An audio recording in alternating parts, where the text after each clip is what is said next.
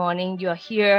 It shows how much you care for your child and how much you want to grow, and that really warms my heart. And this 1.5 hours is really for you. So like Coach KP say, just ask all the way. Okay. If you have any question, just feel free to type in the chat. All right. Okay. So we're gonna so Coach KP actually introduced this as and on device addiction. But I would like to say that not just device addiction. I hope it is not at that level, right? And it's more towards a lot of reliance on the devices. And I think as an educator, I've seen so many parents coming to me, and these are the main challenge that they see. So I like to address that and see how do you really manage that, right? And give you some concrete steps that you can take as well. So for that, I'd like to just get you to tell me, right, so that I know roughly around the room here, what's the level of seriousness in terms of your child's dependency on devices, right? So that is actually a description there, right? You can launch the poll, right? There's a description there, and is it okay?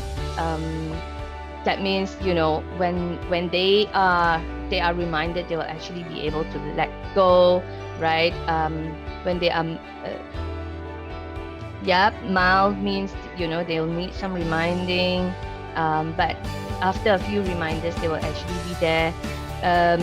Medium is they will throw tantrums if their devices are taken away. High is you need to take like some extreme measures, right? Like punish them or something, or threaten to punish them, and then they will let it go. And very extreme is they may steal, they may lie or whatsoever to get their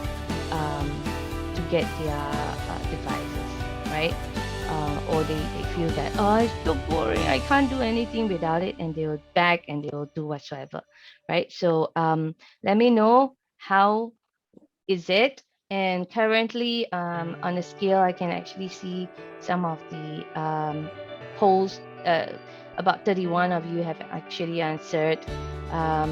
So coming in right now, it kind of skewed towards okay, mild, and medium currently. So thank God for that.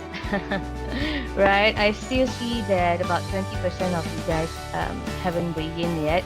So if you could weigh in, that'll be really, really awesome. And then then we can take it from there, and we can know how everyone's condition is right now. Okay.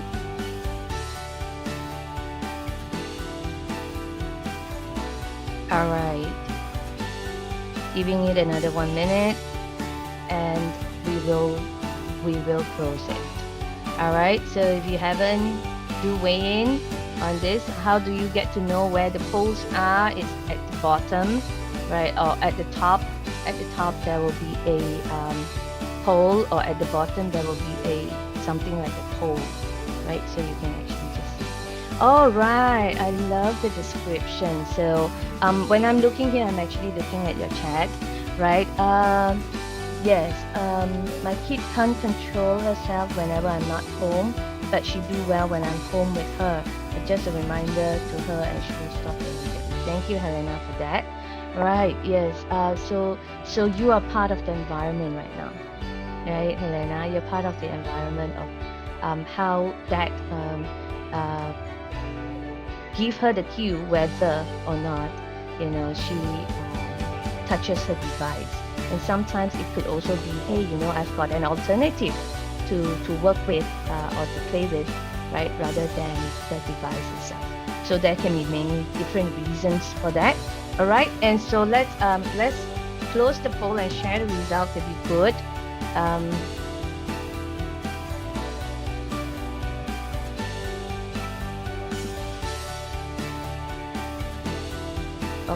Okay, sorry. All right, so sharing the results. So looks like most of you gentle, right? In a mild, medium category, so that's really, really awesome. Those that have, higher extreme categories, right? We can talk separately, or you can look at what you have yet to do, right? So that today we are gonna go through plenty of um, tips. So let's share with you today what you're gonna do, right? We're gonna talk about the root cause, right? We'll talk about the common mistakes that parents make, right? Which is a DIG. It's an acronym, right? Which you kind of dig yourself into a bigger problem, right? So this is what the parents' mistakes are. So you need to avoid those mistakes by fixing it with 3 E's. So I'll be sharing 3 E's, and along the line, part of the E's, there is an ABC to it, right? So look out for all those acronyms and get that written down for you to refer to in the future, right? And so that's the main thing that we are gonna do. And along the way, if you have any questions, burning questions, just unmute and let me know, right? Okay, so let's talk a little bit about the root cause, right? So there are plenty of root cause that is causing the child. Oh, okay. So there are plenty of root cause, for why a child would actually be really reliant on devices, right? Definitely the environment plays a big role, right? A lot of parents will tell me before MCO, everything's very good, right? After MCO, that is when all these things happen. And the child-related kind of root cause is really because, firstly, it's really fun. It's really fun. I mean, if we're youngsters before, and some of us even still play, some of the games, apps, right? So it's fun, and sometimes they are just too bored at home, right? They've got nothing to do because they can't go out, right? And it's a way to stay connected, right? So a lot of the kids, when I ask them, oh, what is so fun about what is so cool about this playing online games and all, and they would actually share with me. If you could mute yourself, that would be really great. Thank you. Right. So sorry, I can't see all the parents here. So yes. So part of it, which is the connection part, right? A lot of the times the children doesn't have enough time to connect with their friends, with their peers, and gaming, right, is a great way for them to connect. They get to connect, they get to compare scores, they get to be competitive, they get to have fun at the same time, and they have the same language to talk about. They have the same topics, and naturally, that becomes quite an attraction for them, right? And of course, sometimes they want to escape from something, maybe something that they find it really hard to do, right? And sometimes it is just habitual, so habitual already that, as they go in and they come, like, it's like very routine. The first thing you wake up, or sometimes some of us, right, the first thing we wake up sometimes is to check our phone. Sometimes, some of us, right? So that becomes like a habit, right? So maybe the first thing when they see something is something else. So we're going to talk a little bit about habit, right, and breaking the habits of this later on during the talk. All right. The next one is game related. This is it's so much of gamifications. When people create games, they make millions and billions, right? And of course, they're gonna make it so fun, gamified it so much that they are hooked. The people who are there are hooked, right? And therefore, the gamifications part of the games really get them to hook for a very long time. And at the same time, there is perceived growth. Sometimes when they play games, they feel like, whoa, I'm gaining so much, I'm growing. And this is an inherent need for a person to feel that they are growing. So this part of the need of humans are being fulfilled at the same time. And that's why it is so tempting and challenging, right? And they want to just continue to have that, right? And some of the reasons, the root cause is parent related. Now, are you curious? What has you got to do with this? Yeah, some of you, yes. Some of you like, I don't know, right? Okay, so now some of the parents related root causes that sometimes we don't have a very clear rule, right? We don't have a very clear rule of when you can and when you can't. Sometimes it is by my fancy, all right? Oh, when I feel good, okay, when I feel that, okay, then anything can, right? When I'm feeling good and all, or maybe the parents feel good and all, then anything can, I'm in a good mood. But sometimes when the mood is not good, I don't, no, nothing, everything, no, right? So if there's a lot of, inconsistencies or there's no clear rules, that's when the children are unsure, right? And then there's this uncertainty that they don't get a chance to play. So when they feel uncertain that they don't get a chance to play, or they may not get a chance to play, what happens?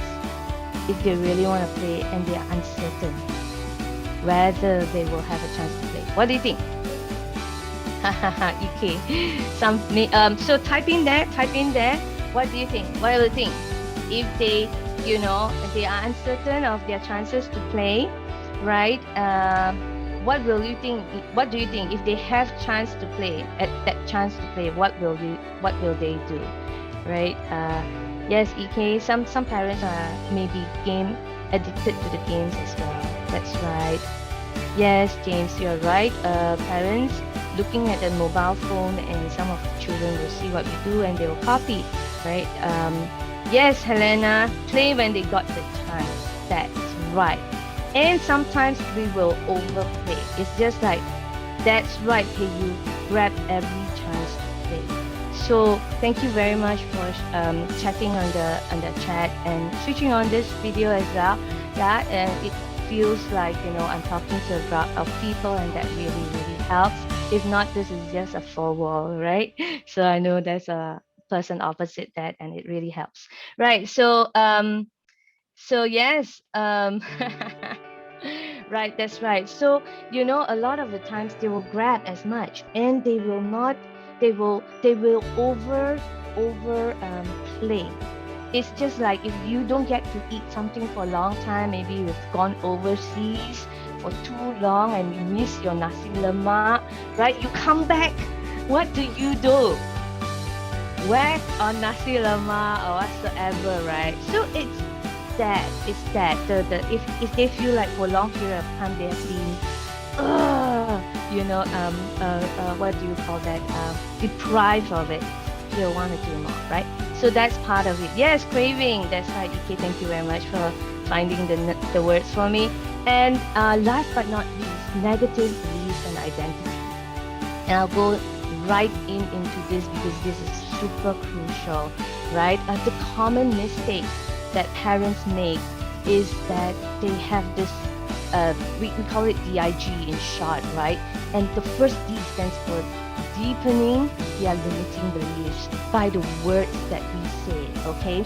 So some parents, because, during anger or during when frustrated or something like that, sometimes we may blurt out, you can never control yourself, huh?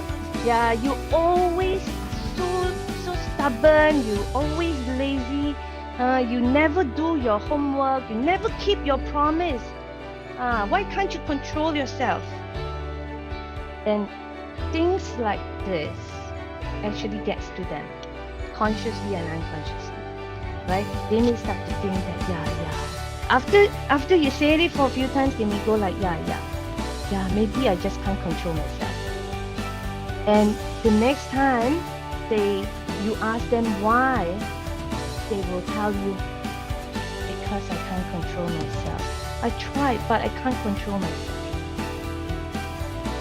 So it is very important what we say to our kids. You have to be really, really careful.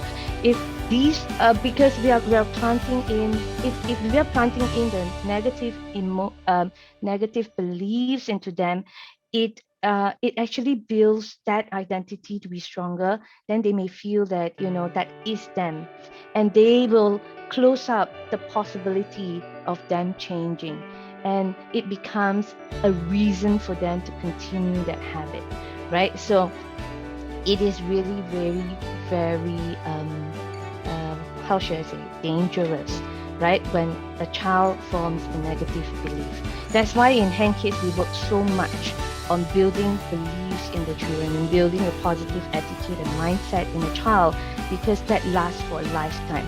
Because imagine, right? If you ask yourself, do you have a belief about yourself that you're still holding on to, right? So for me, one of the beliefs that I have about myself is I'm not really good at matching colors, right? I'm not really good at picking clothes. And until now, I still feel that way.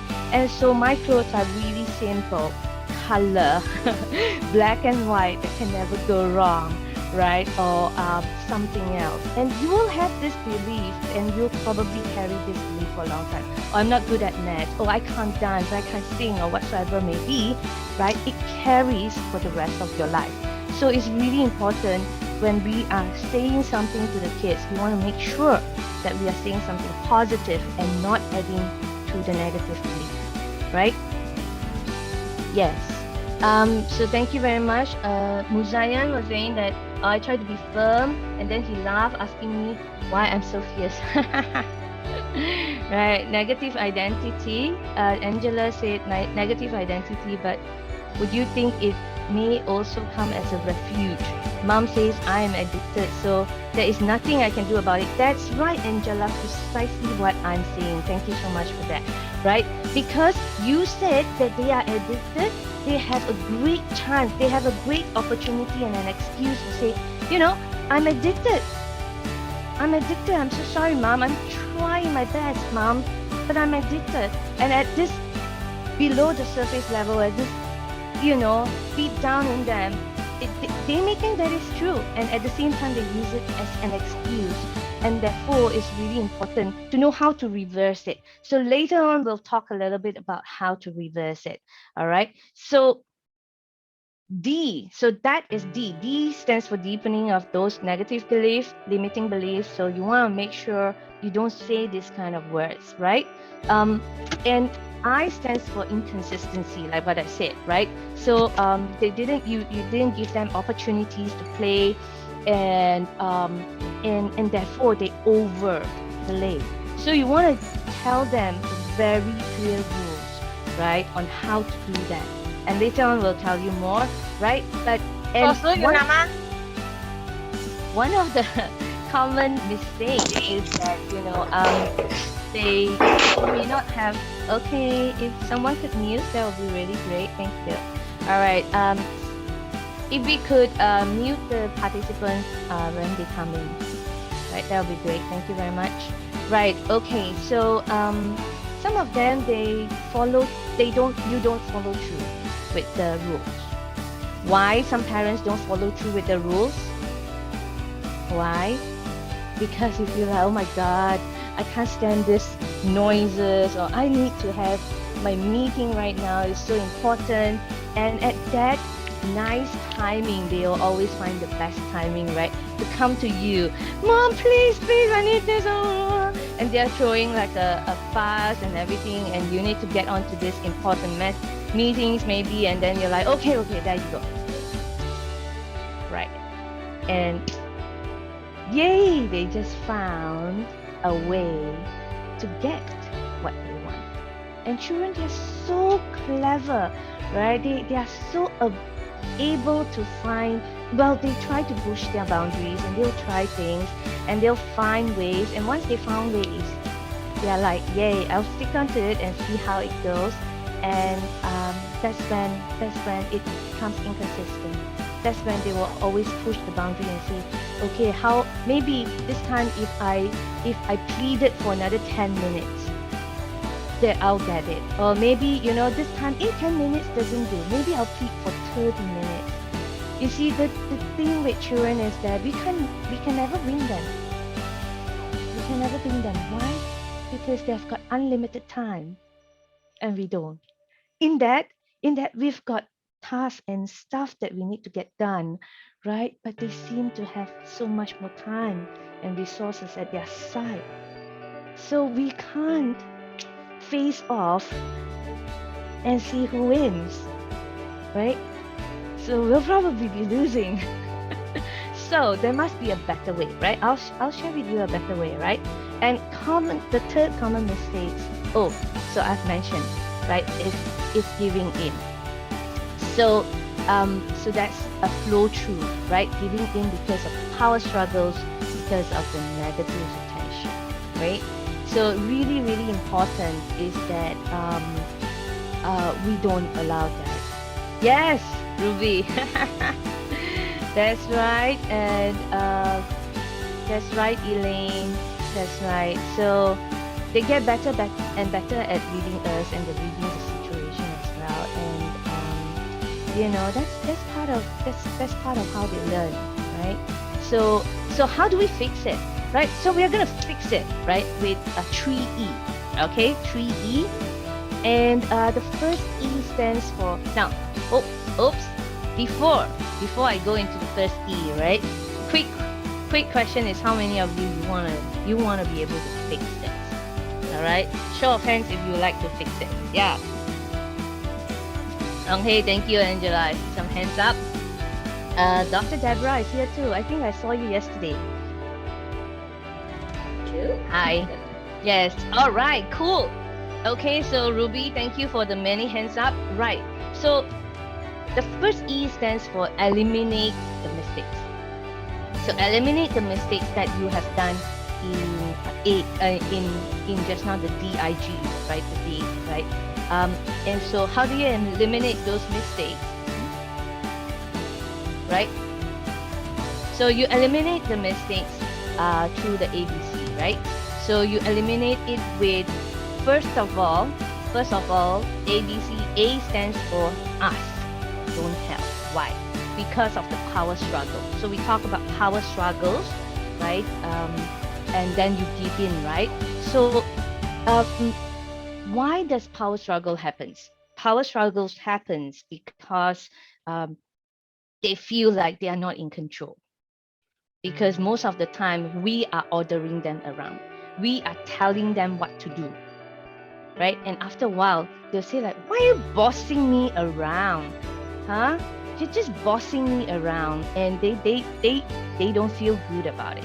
So one of the ways to get them to have more ownership, right, is to make sure that, we ask them, we talk, we coach, we ask them so that they think.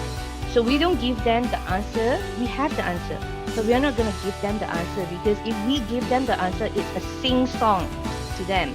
It's like we are singing song and they go in from one ear, it comes out from the other ear. They didn't hear anything at all, right? And we are just background noises to them, right? And so therefore, we are not going to talk. We are not going to just keep talking and telling them what to do, but we are going to ask questions and we are going to pause for an answer. And even if the kids goes like, I don't know. Well, what if you know? Let's think about it right now. It's okay. Let's think about it. So let's take some time. I know some of you may be thinking to yourself, oh my God, asking all these questions firstly takes some skills. Yes, it does. Right? You need to ask the right question. If you ask the wrong question, like, why can't you focus, or why can't you control yourself? Then you're going to get a lot of reasons why they can't. So that's not going to be good for you, because you just give them opportunity to create more support to their belief system that they cannot control themselves. So please don't ask the word why. Okay, so avoid why unless you know how to use why properly, right? So it's not so yes, it will take time and it takes skills, But I'm telling you that this is going to be so worth it, because once they process it by themselves, and they are the ones that's committed, and they say it, chances of them achieving it so much higher, right? Because they say they want to do it, right? It's not you telling them, right? So ask, don't tell. And secondly, attention on the positives, right? Attention on the positives, like when they are doing it right. Did we go and say, wow, great job. I noticed that, you switch it off immediately. I noticed that, you didn't chat, right? I noticed that you are so focused in class.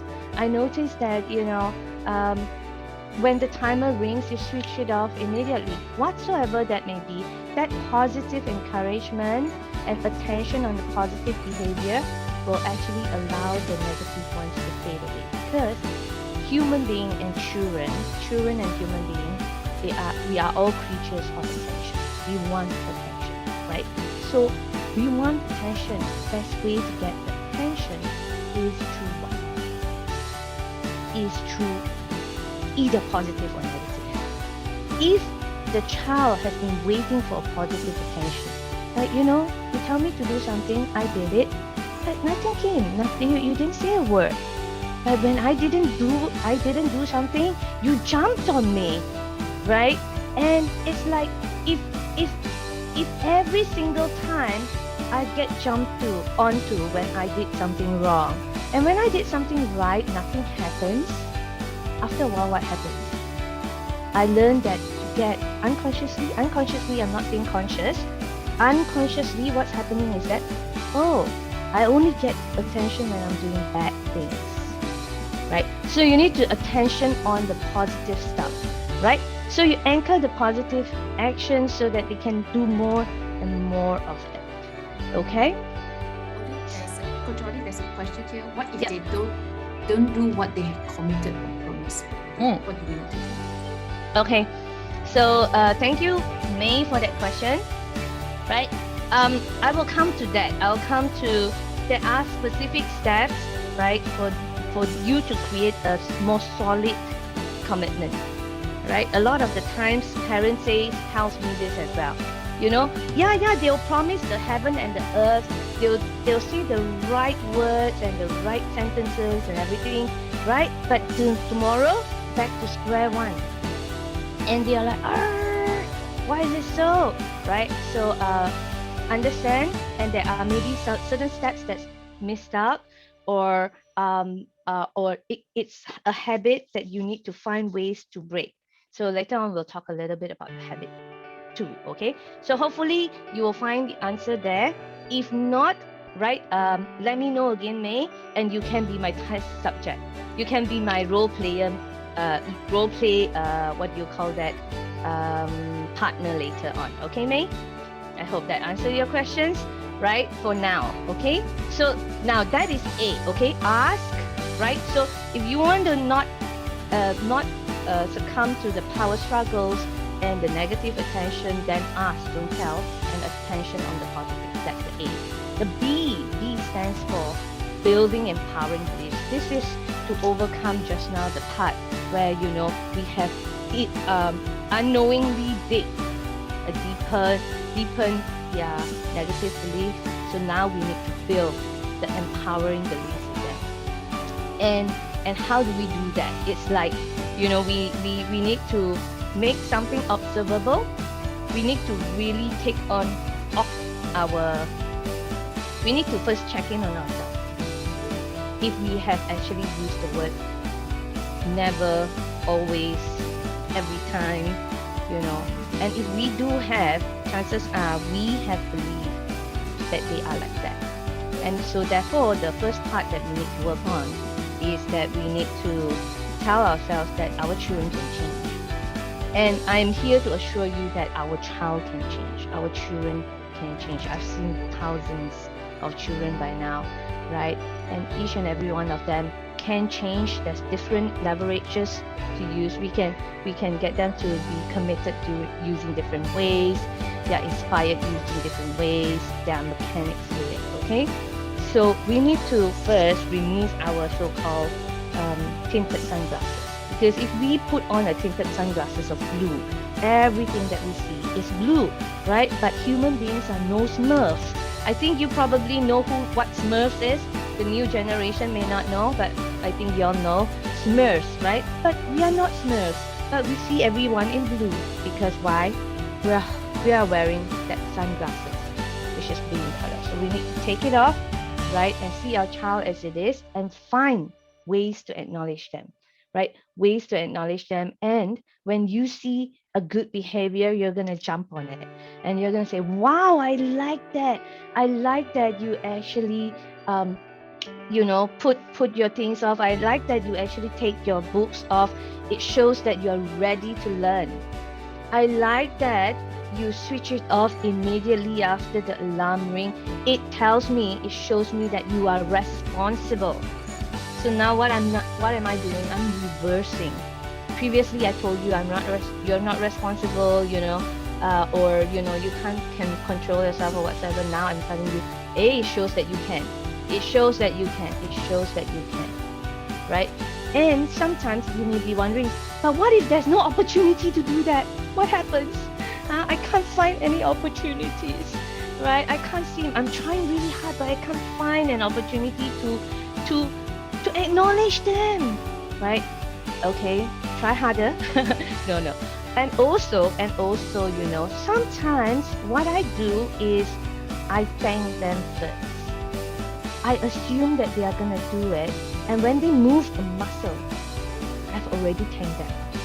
I've already, hey, wow, see that you're going to switch it off. Wow, I'm so proud of you. It shows that you're really responsible. Do you think they'll switch it off? I bet you they're gonna switch it off. That's what I did for my kids. When I first wanted them to come to me, the first instance that I called them. And they have been doing that ever since, right? So yes, so it is definitely doable.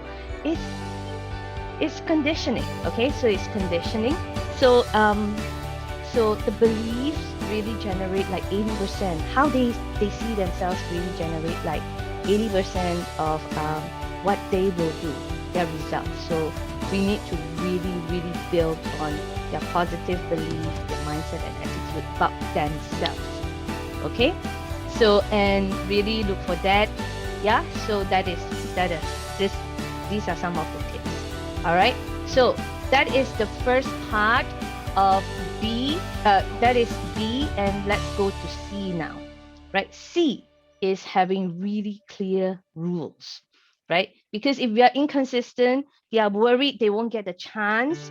And when they are worried they don't get a chance to play, they'll overplay so that they can, compensate for the times that they don't know whether they get to play or not. So for that, we're going to have clear rules. So do not punish them on things that are not related to device matter. Say, for example, they didn't finish their food or something else, right? That has nothing to do with them going. Okay, of course, if they don't finish their food because they wanted to play games, that's another story. But if they don't finish their food because of something else, don't punish them. Don't use the device as a punishment for everything. That's what I'm saying, right? Maybe because you know that is, how should I say, that's their best leverage. It's like, that's the only thing that they care about. So I'm going to use that for everything, right? So you may be thinking like that, but that makes the problem worse because then they are so worried. They're like, oh yeah, I don't know when I'm going to do something wrong and I'm not going to have any chance of playing. So don't do that. Just have a when-then rule. A when-then rule is when you get something done, then you get to play. So then that way it gets the thing that they don't want to do out of the way. They would be more motivated to do what they don't like to do because then they have that the pleasure of playing their game or be on their YouTube or whatsoever they need, right? So, and yes, you must implement the consequences right? So you must implement. If you said that it's gonna be 2 days, no device time for you, or cut down your device time by this X amount of time or whatsoever, you must implement it. If not, they will lose respect to the rules. And when they lose respect to the rules, it's like no rules. You need to restart all over again. Okay? So restarting it, then it becomes more and more difficult because as time goes by, because why? They have been conditioned. Rules can be broken. Rules can be broken. And then after that, it's rules are negotiable and rules can be broken. Yay! So no rules, right? So it's really important that you set and execute it. So therefore, how do you make sure that it's a win? You need to ensure that it is something that you can sustain. That means, you won't feel really by it. If they are going to go on for 1 hour, can you go on 1 hour with their tantrums? Or 3 days with their pleading, please mommy, or whatsoever, right? Or you need to set it up earlier. The rules needs to be set up earlier so that even pleading and whatsoever adds on to the consequences. So some of you actually didn't do that. You just said that, okay, you're supposed to pass it back to me. And then sometimes they may say like, oh please, another 10 minutes. It's about to end already. Can I have another 10 minutes, please? Another 10 minutes. And a 10 minutes leads to 10 minutes leads to another 10 minutes, right? How many of you this is what happens. If yes, you can put an I there. Okay? I in the chat group so that I know, right? Thanks, KU and Korean Sharon. Right, so 10 minutes leads to another 10 minutes, right? So you need to be really upfront and tell them, hey, part of the rules is that. So you can say that, hey, you know what? Mommy noticed that, Christina, I saw your hands raised. Hold on for a while, yeah? So mommy noticed that, we agreed that it's gonna be a 30 minutes. But mommy noticed that you've been asking for 10 minutes and extra 10 minutes, right? And that makes it to be really, really long after a while, right? And that is not okay. So we're gonna reset a new rule, right? Why do you think it is important to speak to 30 minutes? Why is it important to not have? This is where you don't just tell them the rule. You need to ask question, right? Rule number 1, ask question, right? Ask, why do you think it's important? Yeah, it's trying to protect my eyes. That's right. Okay, so would you like to stick on to the 30 minute? Or do you always want it to be extra? Okay, so get their buy-in, get their agreement, and put in consequences that if they plead, if they whine when they give it back to you, yeah, okay lah, and then they're upset, or they whine, or they throw tantrum as they give it back to you. Yes, they still give it back to you, but you need to suffer their emotions, right? So if all these things happen, then you have a reference, you can put it all in, right?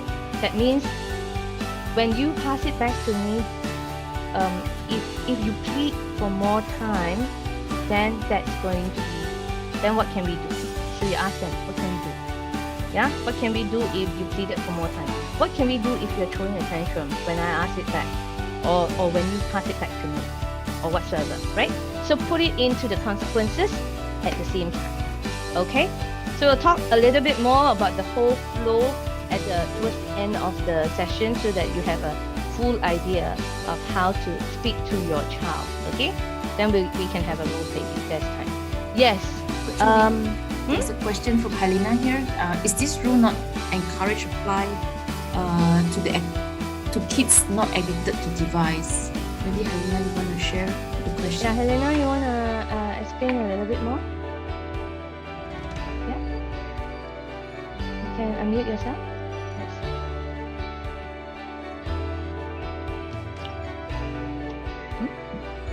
Okay, now okay. Just now you talk about like don't use the device time to punish on any not related matter. So I want to know that is it applied to like kids not addicted to the device?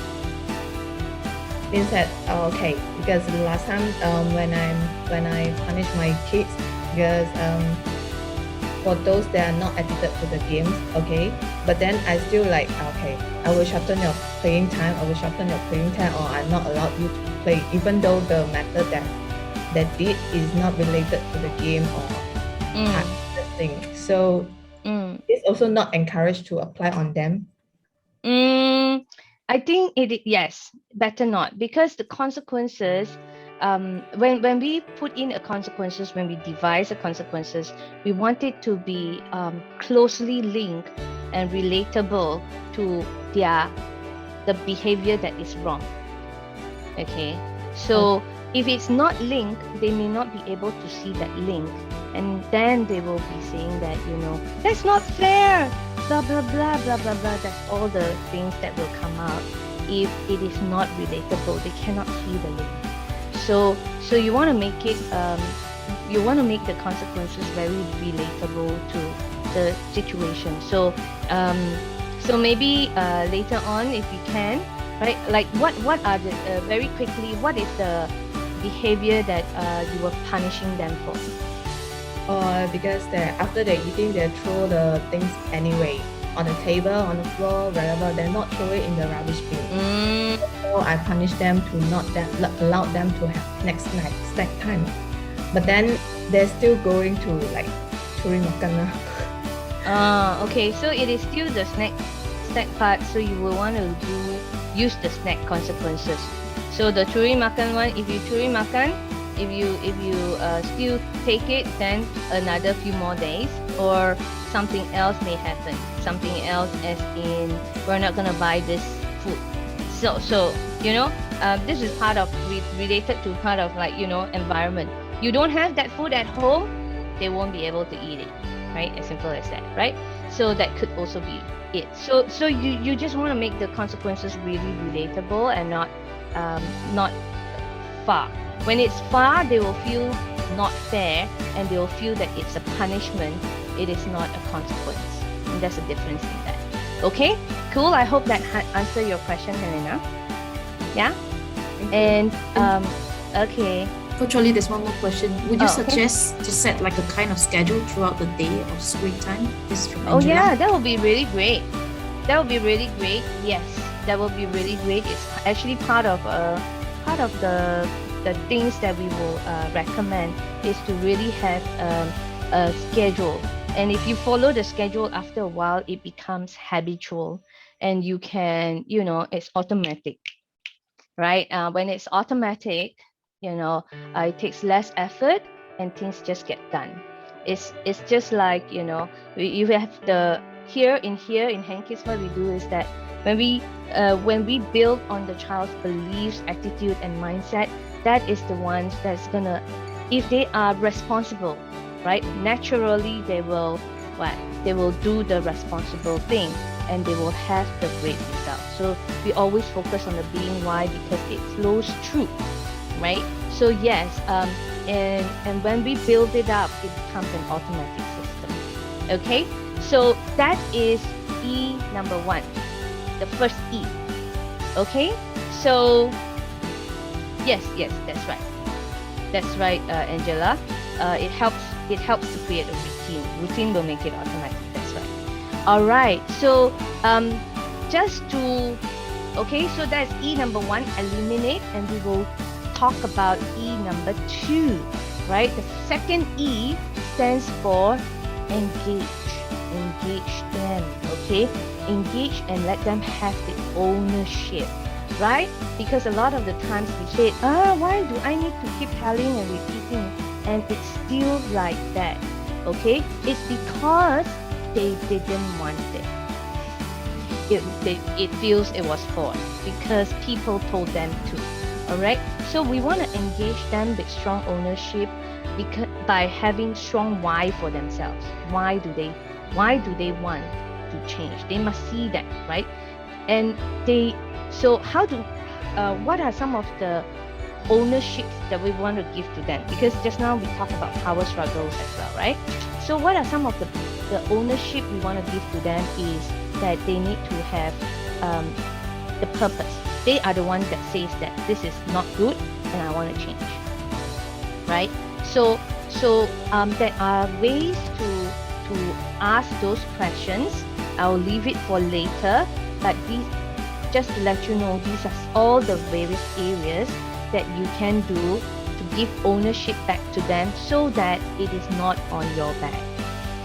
Okay, so that you don't need to carry all the heavy burden. Currently, I see a lot of parents are the ones that's doing a lot of hard work, right?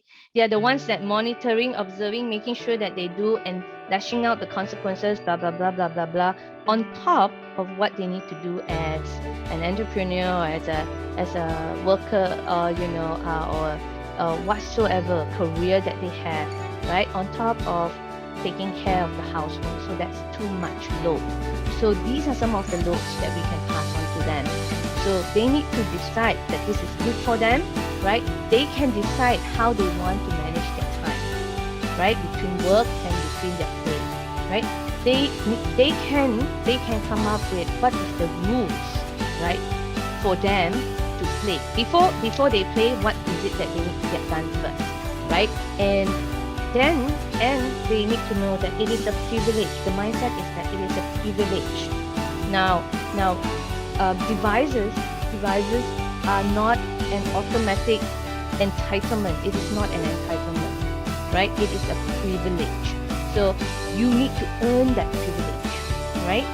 So they can think about how they are going to earn that privilege, right? What are the rules? And they can actually just devise and think about how they want to implement it as well. Okay, so and this part, implementing it, right? I'm gonna talk deeper on the habit building part, because sometimes we think that the children, one of the mistakes that we think is that children purposely don't want to follow the rule one. Say already, right? They commit, yes, they commit, but they purposely want to break it. Sometimes the parents may think like that. How many of you think like that? If yes, it's okay. Okay. But now you know that actually, sometimes they just don't know how, and we need to teach them how, right? Because a lot of times we just assume that, yeah, you should know lah. Just take your book out and read lah. How difficult is it, right? Just switch off the cam, right? Just do this, just do that. You may think that it is easy now, but it may not be easy for the kids. So we need to help them to do the strategizing part of it. And later on, you'll actually get to see it's actually not as easy, but we have steps by steps to make it easy for you. All right. So last but not least, they can have the ownership and tell you how they want to monitor themselves, how they want to report it back to you, how they can remind themselves too. Okay, so all these things. So you're not telling them anything, right? You're just gonna ask them questions for them to come up with all this. All right, and it's really important for them to be saying it if you want it to be long lasting. If you want it to be every day, you need to repeat a few times, then you can just tell. But if you want them to do it by themselves, you need to give this ownership to them. You need to engage them in a conversation. You need to give this ownership to them, and they pick it up and they tell you, not you tell them, they tell you. Okay? So it is, and at the same time, right, it is very, very important to know why all these things are happening. And a lot of times it's really because of the habit that they have built up, right? Okay, so if you can understand how the brain works, right? The brain has various synapses, and what you can see here is all the synapses, right? And what they do is that they link to each other and they form like a highway. So at first, when we get to know certain things, right, a part of our brain develops, and then ding, it lights up, right? So, but it hasn't connected to anything else, right? But if we purposely connect it, and after a while, it becomes a super highway. It becomes thicker and thicker. The road becomes thicker and thicker, and then it becomes really automatic. I see this, I do this. I see this, I do this, and that's when it becomes habitual. It becomes automatic and all. So it's very, very important, right, to understand. Oh, what? So if you wanna break your child's dependency on devices and all, right, you really need to look at breaking their bad habits or building a good habits in them. Okay, so and I've actually studied this Atomic Habits, and I think it's really cool, right? There's another book as well, and I've actually used that to start my own habit building of exercising every day. Yeah, I've been wanting to do that, and I've almost it's almost a month now that I exercises every day, right? So I just started on this, and this is really, really cool. So part of the materials from here onwards is to share with you a part of the things that I've learned from this book. Okay, so first of all, let's talk about how to break the bad habit, right? Currently, your child has this bad habit that needs to be break. So you can download more on this book, right? Actually, the PDF is even available. It's free, so just download it and have a read at it. It's really interesting read. So first part is you need to make it invisible. The cues of the environment, right? You need to make it invisible. What do I mean by that? Because a lot of the times, kids, they have cues. Sometimes they come into this door, this door, and then they may immediately switch on their laptop and they start to play the games. Why? Maybe because they get to watch, they see their laptop and then they immediately go there, right? So there are many, many different cues, right? So you need to identify what are those cues about, right? Second, you need to make it really unattractive. Unattractive to what do you call, to actually do those habits. So the invisible part just now, right? You can actually think about, okay, maybe, right? If their laptop have all the different apps, this is when they're gonna be easily just click onto the apps and they can go in already, right? So maybe certain laptop or certain devices are only for school, nothing else. So there's only all the school needed stuff. No YouTube, no nothing, no game, no nothing, right? So, or the queue could be the place. Maybe they are so used to coming into this place and they straight away play games or watch their YouTubes or whatsoever. So you need to change them to another place, right? So make it unattractive is where you need to maybe groups. Like if they do something, if they play it, they are gonna feel really lousy, right? And make it difficult to assess it, right?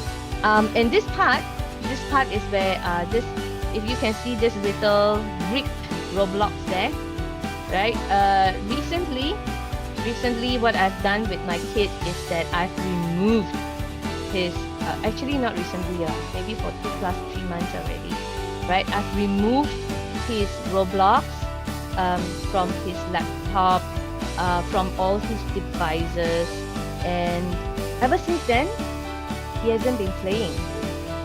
And he even on that day, he was, of course, it was a huge throw of tantrum, blah blah blah blah blah, and he write this RIP Roblox, RIP Roblox, and stick it on the wall, right? And he hasn't been using it since. So if it's so difficult to get to, when it's so difficult to get to this game that they want to play, or this YouTube or whatsoever, then it reduces the chance of them going for it, right? And make it unsatisfying. Okay, so make it unsatisfying, that so unsatisfying that they actually don't feel like doing it. Okay, so unsatisfying can be like, oh, if this happens, then the consequences is gonna be huge, right? And that can make it unsatisfying as well. Okay, so what feels good habits and what actually discourages it, right? Is that you know, when their efforts are being recognized, right, they will feel really good. When they can affirm themselves, they feel really good about building it, right? And make it really, really small. I think a lot of times, if you have reflected, have you built a habit before? If you have built a habit before, right? If it's like so huge and you say like, oh, you know, I want to go exercise for 30 minutes or 1 hour, but you know, it's so difficult to get there.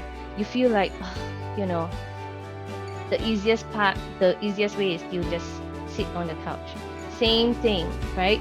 So we need to find ways to make it really simple, right? And they must have a very strong why, personally, why they want to do it, right? But what discourages it is that when we try to be perfect, right? When we beat ourselves up when we didn't get it right, and when it's very long steps and complicated and we are forced to do it and it's not something that we actually want to do. So having said that, so it's really important, right, to go to affirm your child as and when they did something really well, okay? And you know, even though just now we were saying that very small steps. So as I'm starting my exercise routine, it's very, very small steps, right? It's just like 5 times or 10 times of, you know, hand pump and leg kick or something like that, and I'm done, right? Super simple. But why is it so powerful, right? Let me share with you this story about this king, right? There's a king, right? And this king really, really greedy and will take all the possessions of the whole country. And the country's people are so poor because he taxed at such a high rate, and he kept all his coffers full of food, money, and the people are really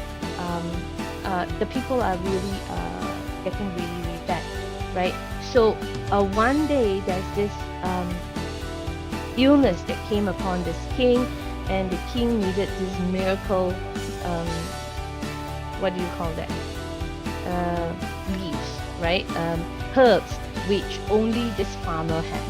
So this farmer has made a deal with this king, and this farmer says that I will give you this, right? If you could, right? If you will give me 1 grain of rice a day, just 1 grain of rice a day, and then just double that every day, that will do. And then the king was like, huh? Just 1 grain of rice? Okay, cool. And just double? Okay, cool. That's fine. And so he said okay, and the king survives, and the king kept his promise. So let me ask you, how long do you think it will be, right? Or how long, how many years, or how many months, or how many whatsoever you think it will be before that grain of rice reaches 1 million grain of rice? How long? How long does it take?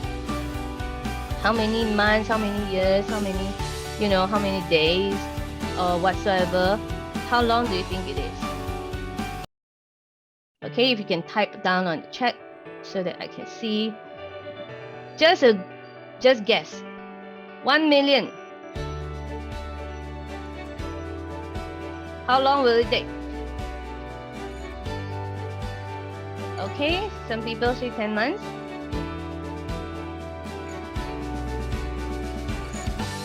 How many years? How many months? 3 months. Okay, EK say 3 months. Anything else? Thank you, EK, for that. Just pick a guess. Month. Okay. Oh, wow. Okay. So let me review this, okay? Wow. Wow. Okay. So did y'all like take the remote, the calculator or nothing? Okay. So look.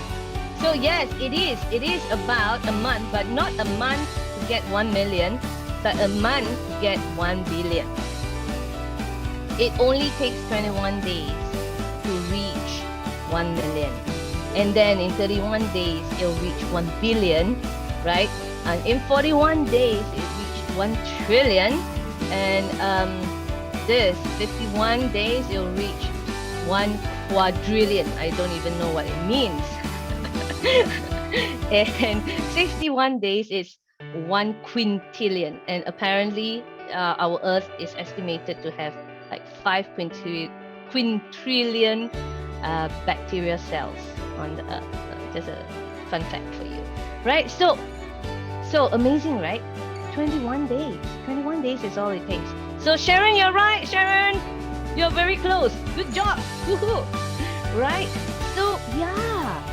So you can see that the power of just improving a little by a little, or doubling it up. And this is what James, the writer of Atomic Habits, says, right? You know, 1%, just 1%, 1% of improvement, right? A day. And in 1 year, 365 days, you would have 37 times better. You'll be 37 times better than the first day you start. Just 1% better, right? Every single day. But if you're 1% worse than yesterday, then by the end of the day, the year, you're left with 3% of whatever you started with. So that's the power. So don't underestimate, you know, this 1%.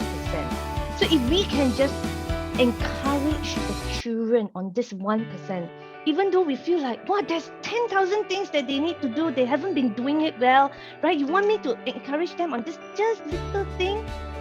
Yes. Because every single day, just 1% of improvement, and you will see 37 times better. Yes? So my message is have patience.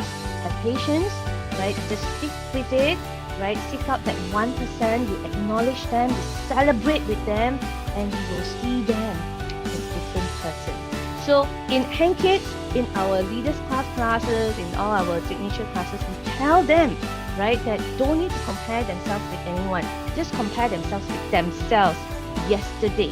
And as long as they are better than they are yesterday, they can celebrate, right? So that's what we tell them. So just seek out that improvement, that just that 1% will do. Okay, cool?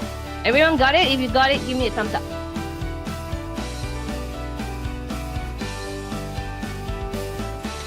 Thank you. Now, the third E, I'm going to share with you. Thank you, Dr. Deborah. Right, I'm going to tell you, and Angela too, and Pei Yu. Thanks. I'm so grateful that you guys are switching on the camera so I can talk to you. So thank you for that. Now, fix it with 3 E's. All right. So the third E is explore the alternatives. Okay, explore the different alternatives there are. Because why? You know, a lot of the times the reason why the children are having this device challenges and everything is because they are too bored. They've got nothing to do.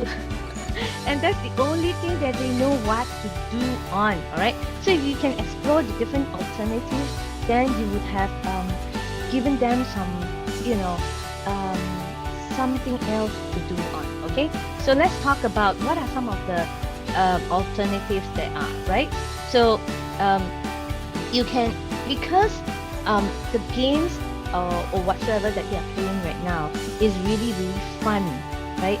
So if you can make it challenging and they see that, you know, wow, they are growing and everything, that will actually make them want to do something more. So stick out something that is challenging and fun for them.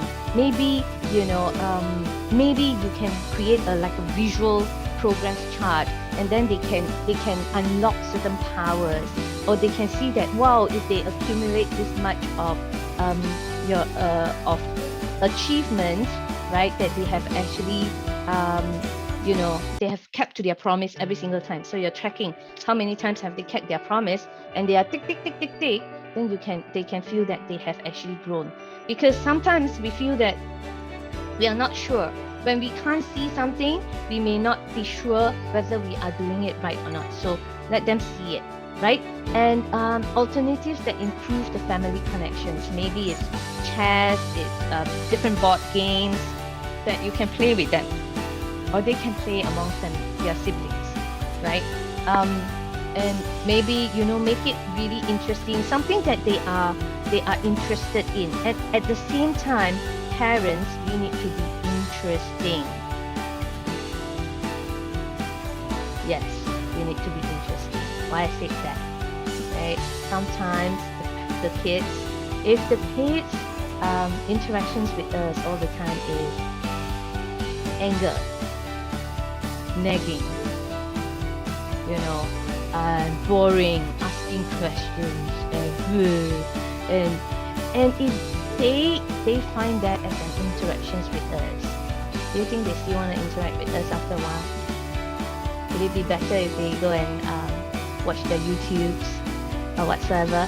So we really need to make it interesting, to tell them some stories, to get an interesting conversation going on, right? And play together, right? And create a project together, right? So example of what I've done is that, and this one was actually, frankly, the first time around, it was actually by accident. My child loved this, want to do some robotic stuff, right? So I bought this robotic box. And what happens was that the instruction manual was in BM, and he was terrible in BM, right? And he was like, oh no, I don't understand, can you help me, right? And I was like, nope, you gotta go and research or check and translate it out. And I actually told him that how my dad actually translated every single English word when he first learned English, right? So he was inspired, he did that, and wow, it was an amazing stuff. And recently I buy another thing, and now this time it is Mandarin written instructions. I'm so bad, right? So yes, but that will get them to and if they are interested, they want to do it, and they have alternatives to go to, right? So maybe if they want to be a YouTuber or something like that, you can get them to do a YouTube channel together, but talk to them first. Do they want to add value to other people, right?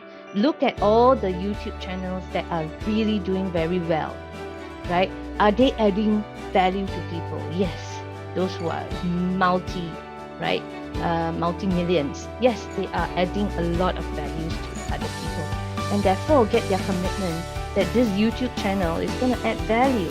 And for them to add value, they need to learn, right? They need to go and do some research or whatsoever that may be, right? So on alternatives, right? It's a family project. It can be anything, right? So now let's talk about summarizing it all together, right? That you might be thinking, wow, there seems to be a lot of things that I need to do, right? It is a conversation. It's a process of conversation, and this is an example of how you can do it. Okay, so how do you speak to your kids about all this? Firstly, you ask them, right? Who do they want to become? Why am I asking that question? Because if we are straight away talking about their behavior, it is only the doing part, and it becomes really tough because there's nothing to anchor them to who they want to become. There's no goal there. There's no goal. It's only the doing part, right? So for it to deepen, because the human behavior, what human behaviors are really how should I say it? What really contribute to a human behavior, underlying it is all the mindset, the belief, the attitude that they have about themselves. So if they are inspired, they want to become someone, right? Then they will know what they wanted to do next. They will have a greater commitment and to who they want to become. So with the who do they want to become, right? Ask them why. Why do you want to become like this? Why? And what are the actions that they need to take in order to become this kind of person? Okay? And then you compare it with current situations. How are they doing right now? Are they doing well? Oh, where can they improve on, or where can they focus on, right? And then they get to choose what they want to change, right? And how long they want to maybe it could be, okay, yeah, I need to also focus on this, so I'm gonna cut this time to focus on this or whatsoever, right? And once they say they want to change on that, discover the motives further. Why do you want to change that, right? What would it bring you, right? What is the benefit of it? What's the consequences of it, right? If you don't do that, right? So you discover the consequences in the future if you don't change.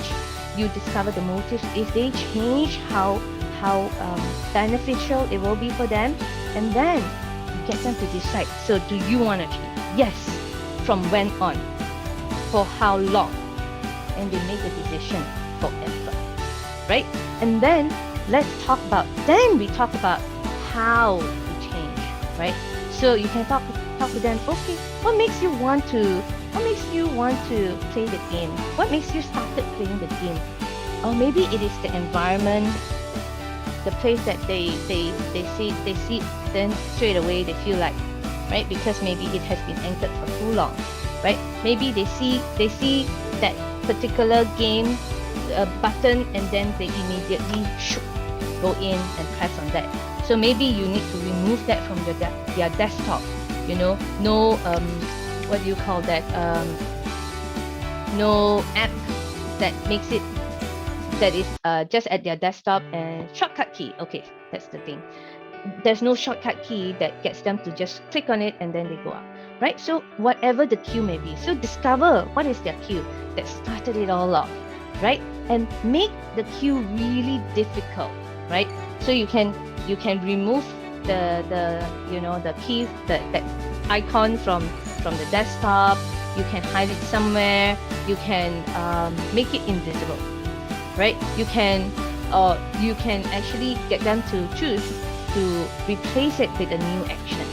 Okay, when I go to this, instead of clicking onto this, I will click on this first, the Google Classroom first, for example, whatsoever, right?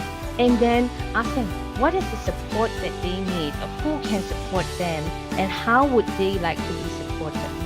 And then you can chart out the milestone with them, and you can also discuss how to celebrate those wins.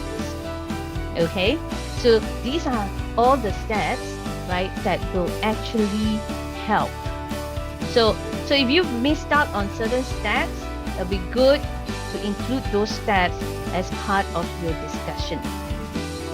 Okay, cool. Any questions so far? Any questions?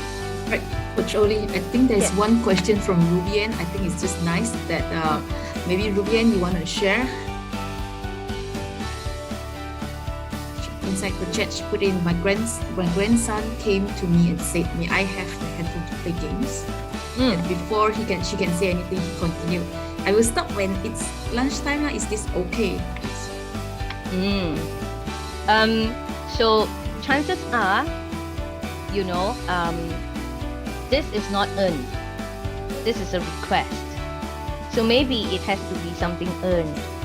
Okay, so it could be something like, what have you done what you needed to do, or what do you need to do before you get to play, right? Have you done those?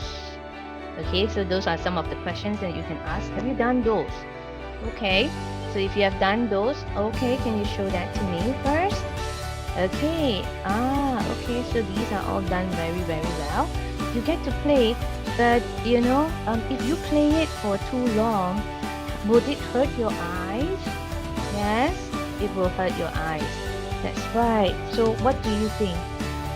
Would you like to hurt your eyes, or would you like to rest your eyes? Would you like to protect your eyes or not? Yes. Okay. So how long do you think you can go and then your eyes is still safe? How long do you think you can play while keeping a safe timing for this? So you ask a lot of questions. I don't know. Maybe it's a 5 years old will tell you I don't know, right? So okay, actually, if you don't know, okay, so maybe for you, you know, maybe it's like 30 minutes, 20 minutes, 30 minutes, and then you need to do something else. You can pass it back to grandma, and then grandma will keep it for a while, and then you get to do something else. That will rest your eyes. Is it okay? Cool. So thank you. So thank you, Ruben, for that question. I think a lot of the times as adults, sometimes we give it too quickly, right? And so it's good to actually engage in that conversation with them. I know sometimes parents, you may not have the time, you know, it may not be the right timing for you to talk to them. Sometimes you're in the middle of a busy meeting and they come and ask you that questions. So to avoid all those, you want to set up the rules earlier, not during the time, not as and when they ask you. So you got to set up the rules earlier. You need to find a time on a Saturday or Sunday, and today will be a good day, right? Today is a Sunday, right? You know, as you are having fun with them and chilling with them, right? Then you can bring this topic up and you can talk, and you guys can agree on something. And part of the things, all these agreements that comes in, right? Very, very important. You need to have it visual. You need to have a visual reminder. Why? So that they won't tell you, I forget. So you need to have a visual reminder, and they will say that I will do this, and if not, this is the consequences, and the reason why I want to do this is because blah blah blah. And they sign, you sign, they sign, we dated, and in that visual you could even have celebration written there.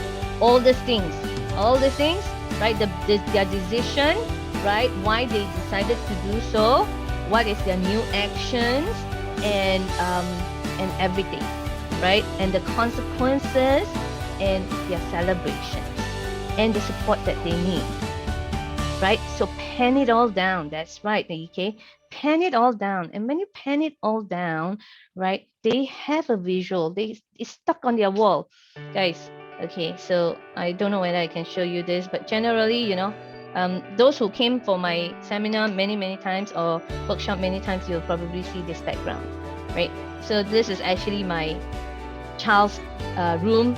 We live in a small condo, so there's only 2 rooms in our condo, and this is my child's room, right? So we'll put some stuff there on the wall as a reminder to tell them how much they are loved, or as a reminder of their commitment. All right, so yes, you can frame it up, you can laminate it. For my younger child, the 5 years old, she can't spell really well yet, so she draws it up. So she drew out, this has nothing to do with devices, but she drew out eating at a faster time. And last time she used to eat for 2 hours, now it's shortened to 30 minutes, right? And that is because she put in the commitment. She can see that. And if I need to remind her, I'll just point to that, and then she's like, okay. And she starts eating, right? So plenty of things that we can do to set it up right for you and your child, okay? So I hope that answers your questions. Looking at the time, it is just nice. If there's any burning questions, do fire it away. If not, I'm gonna leave you with okay, I'm gonna leave you with this, right? So a quick one. How many of you found it useful? If you found it useful, you can give me a thumbs up virtually or type it in the chat so that I know. And how many of you found it useful? Great. Thank you.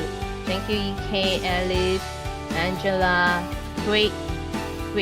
And so we're here to support all the parents, okay? So we are here every month, different topics, right? And we noticed that last few months, what was really urgent was on focus, on the classes, on the device management. And so these are some of the things that we have done for you. Wow, thank you so much for so many thumbs up. Really appreciate it. And we are here to continue to support you, okay? So our support to you is this, right? So there's going to be future parenting talks. So do come for our future parenting talks. You can sign it up, and we've made it easy. So usually one form you can sign up multiple workshops, and then you can keep track of it, right? So in the link in the chat group, we're going to send you the link so you can sign up for the future parenting talks. The next few months it's going to be on emotions, because we recognize that a lot of parents are having a lot of different stresses, emotions, children too, and they will need some emotional support. So we are here to help, right? So these are the future parenting talk. Please sign it up. It's all free. So if you find that there's any friends whom you would like to, who may benefit from this, please send it to them as well. We also have future children workshops as well, because I think quite a number of parents have been asking, I get trained, I get improved, right? How about my children? So yes, we have a children workshop and a parent workshop on emotions as well coming up. So this is actually not in that link.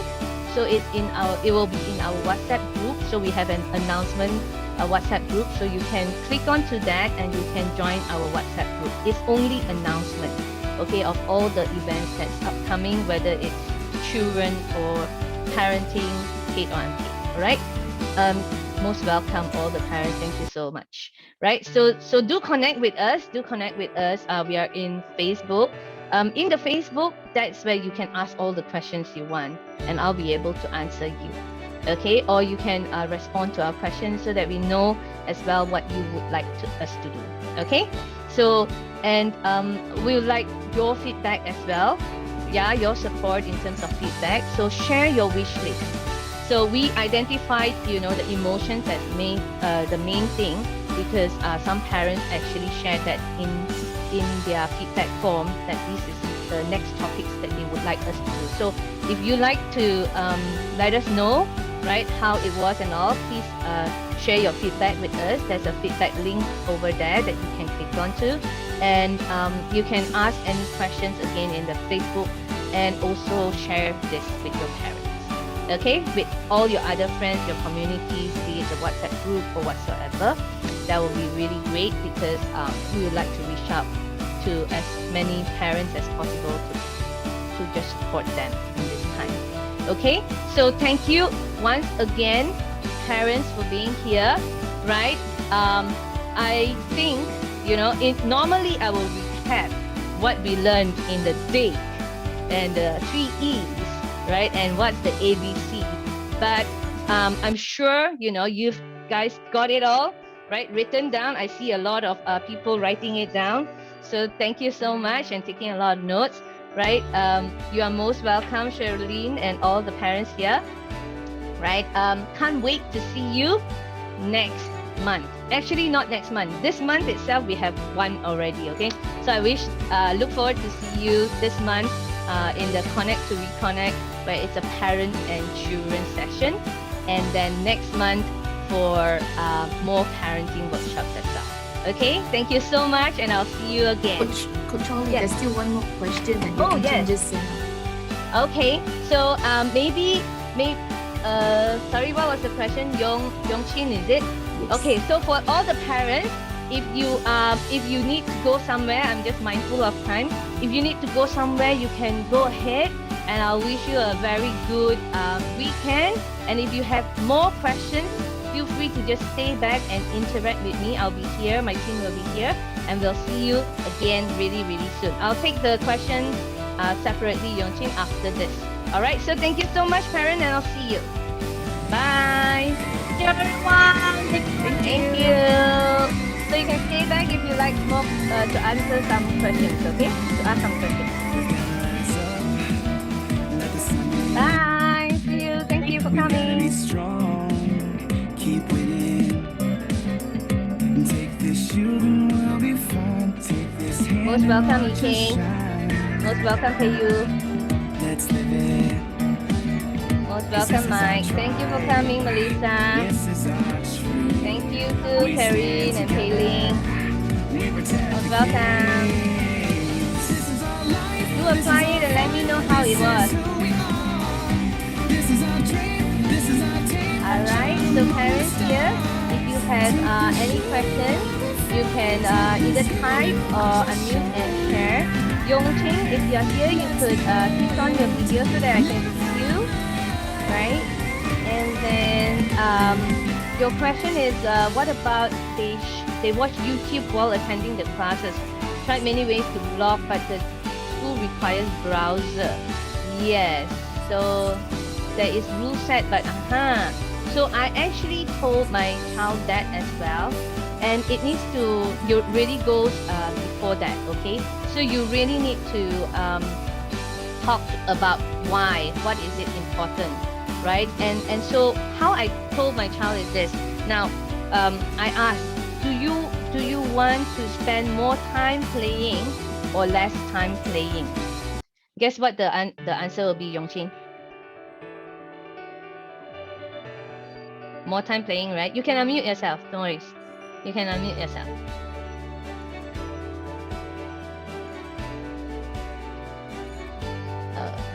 We can't hear you yet. Yes. Oh, you're not able to unmute. Okay, so most of the times they will say they want more sorry. time to play. I can right? unmute now. Oh, Sorry. yay, great. Yeah. Yeah, okay, great. So usually what will they say? You want more time to play or less time to play? What will they normally say? Definitely more time for them. That's right, great. More Yeah. time to play.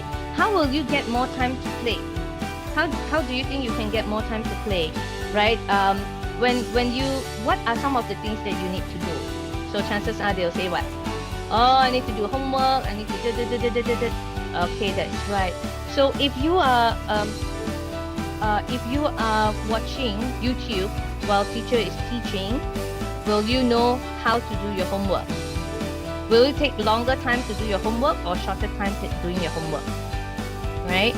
Or do you want to learn it one time or many times? One time, right? Mostly they'll say one time. Okay, one time. Yep. So when is the best time to learn? When's the first time you learn something? When the teacher's teaching, that's right. So do you Yep. want more tuition or less tuition? Less tuition, Daddy. Great. So if you want less tuition, we can have it less tuition, right? But when you learn it the first time, what do you need to do then? Focus, Daddy. Great. Focus. Yeah. Focus. Great. So how are you going to focus? Right? How will you remind yourself? If you are to switch the tab, then what happens? The consequences. So it's a series of questions. So you're just questioning them, getting them to answer question, answer until they come to a commitment. Okay, so this is what you're gonna do. Okay, so who needs to remind you? No, I'm gonna remind yourself. How are you gonna remind yourself? Maybe paste something on the and then you can, yes, and then if they do that, right? Firstly, how would you feel if you're able to focus all the time, right? And you get to do your homework faster, and you know you don't need to have certain tuition. How will you feel? Great, Daddy. Great. Okay, so let's do it. Okay, let's do it. And track. Put a tracker on. Yay. And then when you have a tracker, it's really quite satisfying. So let me just show you my tracker. Ha ha ha. Ta-da! I just started. So I've been doing my Okay. exercise and also. So once you have like a tracker and everything, right? And it's so visual, and then maybe you can unlock certain things. Maybe, wow, if this is unlocked, you get more time to play. Yeah, over the weekend, extra 30 minutes if you, or extra 1 hour or whatsoever, right? Because you unlocked it. All right. So you make it, gamify it, make it fun and all. Most importantly, it's something that they want. So you have to ask them. You can't tell them. Tell them, it becomes a force. They're like, nah. When you catch me lah, you catch me. When you catch me, then I will I will let you do, and I will pay the consequences. But then it becomes our problem, right? It becomes us as a police, right? And that's too much work, right? So we don't want to be enforcing it from our side. We don't want to be monitoring from our side. We want to enforce, but we don't want to monitor. So you get them to monitor it. Yeah. Yeah. So you think that will be helpful, Yang Chin? Will that be okay? Yep. I think we did try some of the method that you suggest. Mhm. I think it's more towards probably the consistency and also the difference between us and tell lah. So it's something that That's we right. need to tweak a little bit to test That's out. right. It makes a huge difference. It makes a huge difference because in Hankies here we don't tell the kids what to do. We always ask questions only. And when we ask questions, the commitment is there. You know, the transformation is very, very quick because that makes a huge difference. They want it. They want it and they will work for it. So that's the difference. So yes, do the asking and the process and you know and when they are answering, right, make sure that there's no right answer in your head already. All right. You want to be Expectation is present it. to, yes, you want to be Alright. present to listen to them so that they felt that they are heard. You know, if they feel like you already got the answer why you ask me, then that will be a bit tough. That's the preteen. Sometimes the preteens may feel like that, and they may not want to engage in the conversations if they feel that. So that is when you need to have the, you know, you need to be really present to listen, and then from there, from that answer, ask another question. So some like, you know, at beginning when I ask my kids, who do you want to become, right? What do you want to do in the future? They said YouTuber, right?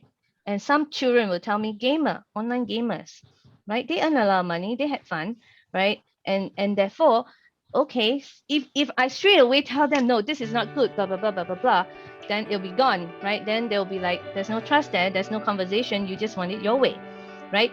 So that is where you really need to ask them, oh, okay, so what do you like to be a YouTuber?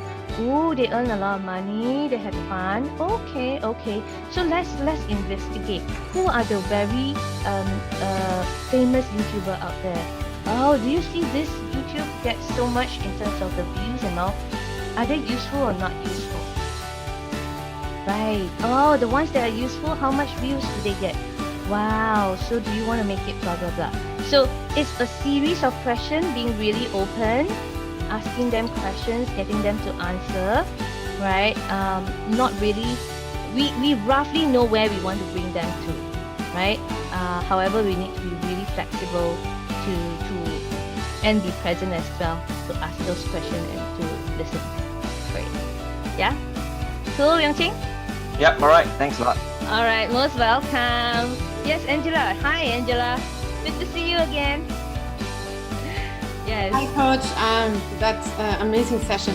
I also realized, for example, what happened in my family. Right, my nephews are very screen addicted. I never told them. I never confirmed it to the parents. But and what happened is, you know, they always tell them that, oh, you're cheating again, and you're doing this and that. And what did they get for Christmas? What did they get for Christmas? A chair. They what? The YouTuber chair, you know, those Oh dear. gaming chairs. And I was like, on one hand, you want them to get rid of it. On the other hand, you understand that you're supporting it. I was like, where is the consistency?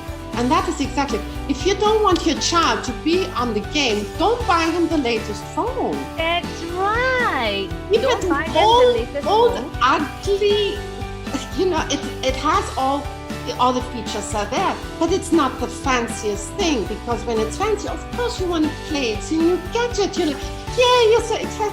Don't show off to your neighbors, your family, that you can afford the latest thing, and then you're upset because your kid is proud of it.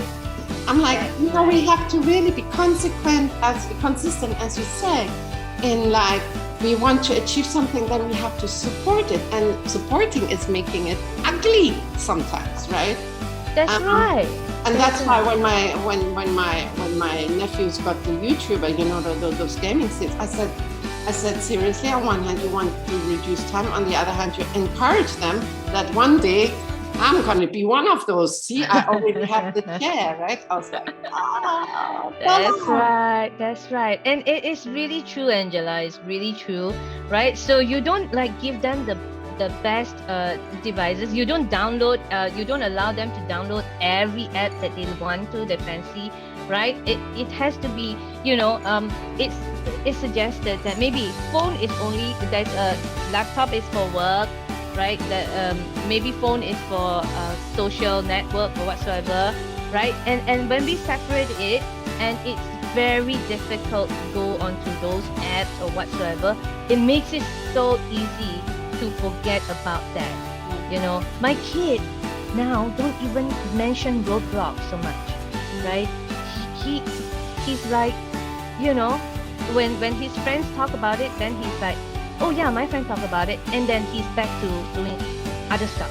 Yeah. So so if there's no environment, and habitual is really just environment cue, a lot of environment cue, if we can just manage that away, it would be so much easier already.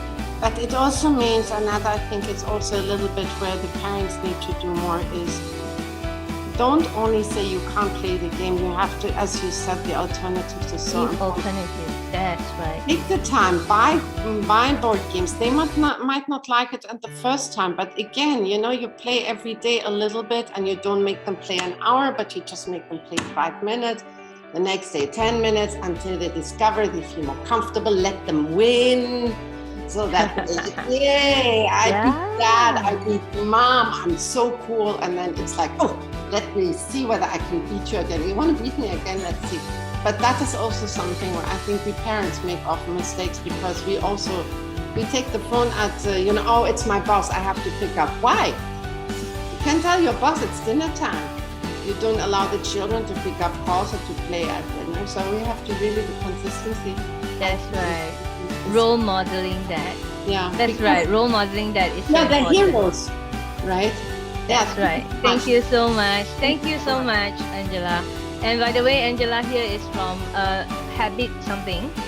What's your organization again? Oh, we can't hear you. Yeah, sorry, I muted for it. Good Habits with Paloma. Ah, yes, Good Habit Builder. So we've actually met in NLP with Suhu and all, right? So yes. What was it that I want to say? Yes, so definitely you need to replace something. So you take something away, you need to replace it. If not, the brain will see an empty thing, right? There's nothing to replace that behavior. It'll go back to the old behavior. So you always need to replace that. Okay, so yes, Patrina, you have a question. Hi, Patrina. Thank you for always coming in. I'm so happy to see you again. Yes. How may I support Hello, Coach you? Pauline. Hi, Hello, Katrina. coaches. I've been following Handkids for some time, and I find that all the solutions, all the recommendations are working well with my girls and my family. We just have to be very consistent in the practice. And recently, I have recommended putting up a schedule or a timetable for my 9-year-old, Christabel. Mhm. And I find it has been very successful, I would say. Yeah, because we had a conversation. I had a conversation with Coach Ollie, and I told her that I didn't believe in timetable, right? Because I wasn't brought up that way. I didn't need any timetable to keep myself into good habits or stuff like that, because I am already a very disciplined person from young. So I didn't need that, and I didn't find it very useful in my situation. So, however, I gave it a try, and it was a huge success, I would say. Yes. And one thing now, I think challenges may surface along the way. I can certainly accept challenges that surface. So I just hope that I can find solution in this room, although I know that it has nothing to do with gadgets. My children are pretty good with gadgets management, I would say. But now, as this 9-year-old, she's growing up, right? The mind is getting more creative. So she has been doing well with her timetable now, and she has been stringent with it. Whenever we need to put in like last minute tasks, or she needs to pick up like very, very ad hoc thing, right? She tends to put up this timetable. Oh, mom, it's not 11 yet, so I still have my things to do. I need to, commit my to finish my homework. I cannot do this laundry for you. Please excuse me. Right, all stuff like that. So now I don't know whether this timetable is a good thing for us or not. Yeah, I think I just need to be more flexible, and I'm still working around how to be flexible with timetable. Okay. Yeah. Okay. So Katrina, for this, right? That tells me that your timetable needs to be tweaked. So timetable needs to be something that is like a life, like for your life schedule, not every area of your life, not just one part on studies, right? So you can I all the coaches here, we all have our default diaries and everything, and we have a schedule in and time to eat, time to pak tor with our next our partners, time to do our laundries, time to do our chores. So for the kids, for Christabel as well, you can have a conversation. Sometimes it is a avoidance mechanism, right? So she's trying to avoid doing the chores and all. Oh, can you please excuse me and all? Then let's talk about, okay, so Christabel, and Christabel loves you a lot. So Christabel will be wanting to help you. So you can say like, Christabel, mommy really need your support because there's a lot to do at home. What would you like to support mommy on? Like, what would you like to support mommy on? Is this gonna be the shirts, the water, the table? What is it that you can support? Would you like to help mommy in the first place? Yes, chances are yes. Okay, so when do you think you can do that? Like, we will have some clothes to fold every other day. Mommy will wash my clothes on this day, and this day. So we will have some clothes to fold. So when do you think you can do that? Okay, certain days. Okay, at this, let's relook at your timing. Okay, let's slot this time. Let's push this one a little bit, and adjust it. So it's never gonna be a perfect thing, but after a while, after some routine, you'll get it perfected as you go along. And as you said, life, you're gonna have some other stuff. So we change it as and when we get along, and the kids will get better and more efficient. So they may not, even though we said 24 hours, how do we keep adding on stuff? Yes, we can keep adding on stuff because we get efficient at it, right? So yeah, one step at a time. Yeah, so you can relook at this and see that, okay, so I love it that you're following this schedule so well, Christabel. It's really, really awesome to see how disciplined you are, how responsible you are, and everything. And mommy noticed that sometimes mommy needs your help, and but there's the schedule said you needed to do something else. Can we relook into it so that you can also help mommy a little bit? Would you like to help mommy? Because mommy's really tired sometimes. Yes, you like to help mommy? Great. Let's look at it. So that then the conversation earlier that I talked to you about, that can flow. Cool? Yeah, I think she's quite good when she was trying to establish this timetable. Actually, we work on it together. So she actually asked me, when do you need my help to do with the laundry and stuff like that? in her very first plan of this timetable, she already included some of Wow. the tasks or some of the house chores that she needs to commit. So that is a very good thing that she puts the home in her mind when she was doing that. It's just So that the good. very, very little last minute. Ah. Yeah, she has her Monday, Wednesday, Friday, and that is actually our usual day for laundry. So she knows it. It's just that the very, very last minute thing that I cannot do, and I hope that she could come in and then she tells me that I'm trying to commit myself into my timetable, Mom. I'm trying to be responsible. I want to hold ownership to what I have put up. You know, Wow. she is now using all the terms that she learns from Hankis and Shitaro and me. Oh this dear. is what I find it very challenging dealing with all this, because she is learning the same thing that I'm learning from the platform. You know? So I guess you can talk a little bit about flexibility, and you can acknowledge her first. You can definitely acknowledge her and saying that, you know, while you're so responsible, you're so disciplined, blah blah blah, and you're really doing it really, really well and all. So then you can talk a little bit about flexibility, right? And you can give an not annotation, like what do you call that? You can talk about maybe a rubber band being how useful is a rubber band, or like, you know, grass, but the grass is not a very good one. But you know, certain when you can actually share like, when certain things are too rigid, it breaks easily, right? So we might want to be a little bit flexible, but not overly flexible until it's everywhere. So find what's that word? Okay, find something, a metaphor. That's right, a metaphor where you can use something to represent it. Currently, I'm just thinking about stick versus rubber band, and you know, it'll still go back to its normal. Maybe rubber band would be a good one, right? But it allows the flexibility, so it has more usage, right? So you can talk to her about that and get her to see, hey, you know, sometimes we need a bit of flexibility, right? But if there's nothing is required, it will still go back to its original shape, right? And you can still do that thing, right? Certain you know, but what is crucial at that point in time.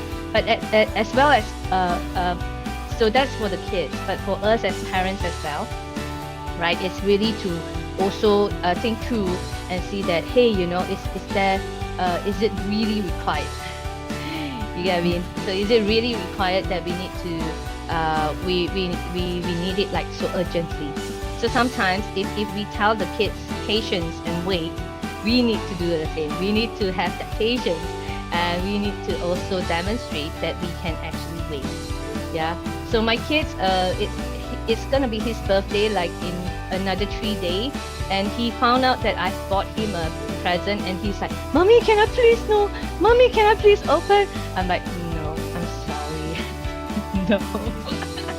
So why? I mean, we need to really cultivate the delayed gratification part of it, so that, you know, children will grow up to be having some learning how to resist temptations. Yeah. All right. Okay, Thank I you got so it. much, Patrina, for this, and thank you all the parents who still stay back. If you have any questions, please feel free to just unmute, and I'll share my my thoughts and all as well. Hi, Coach Olivia. Hi, Elena. How are you? I'm trying to say good. But I have a question about Ellie, because last time when during I work from home, then I found she has no problem with the device management. But since when I go back to work in office, then I know that she not really can make it. I don't know what's the problem, or any way you can help me. She not really can make what? She cannot control herself. She will log in to the Google and do the games, play games, or search some information about the game. So how can I help her to manage on this? Yeah? when you say cannot control herself, what do you mean? She will turn on the Google and search the things that even though she has promised the movie. The day before I have a conversation with her, so I let her see how good if she can manage herself to do the homework, to finish all the homework, and able to focus during the class, so she know all the things. But then when I just go back to office, then when I come back, I know everything. She's the one who tell me it's very good. She's very honest, not same like last time. But then she's still unable to keep. Okay, so like I said, you know, sometimes habits, it takes a while. So I think it's really important to give it some time. I think the fact that she still remembers her commitment and she you know, tell you that, hey, I actually go and search it and all, it shows that she has the willingness to want to keep the commitment that she didn't, right? So and part of the just now, do you remember what will help to sustain the habit and what is a no-no, right? So part of it is that we sometimes if we are very quick to judge ourselves and say that, yeah, I cannot control myself, why did I, and then we beat ourselves up a lot. That is where the self-esteem and the belief that, oh, we cannot do it, we cannot control ourselves comes out from. So so this is the part where you can encourage and say that, wow, you know, so acknowledge first that she was responsible, that she wanted to, and I can see, and you are doing your best and all. So we will find other ways. So maybe it is to ask about the cues. What was the cues about, or what is it that she wanted to see? Is it something that is one-off? That means once she find out already, then she will be quite okay with it. Or she is playing, or she's just trying to find out information about the game. She's trying to find out the information and then she will play it. She need to try whether the information is correct or not. Okay. So do you give her some time to do that? Yes, actually we have game time. There's at night around 8 or 8:30, so there's a 20 minutes to 30 minutes time for her to play, unless she cannot finish her homework. So at night is like about 9 o'clock is the bedtime. So before that she herself and go on bed. So if she finish her homework late, then totally there's no playtime. There's not enough time for her to play. So this is our rules. I see. Okay. So maybe that's 20 minutes play for the entire day, is it? Yes, for game. For games. The other things? For other things? Study, all about study. But beside the game time, not only her relax time or her playing time, not only 20 minutes for the game time.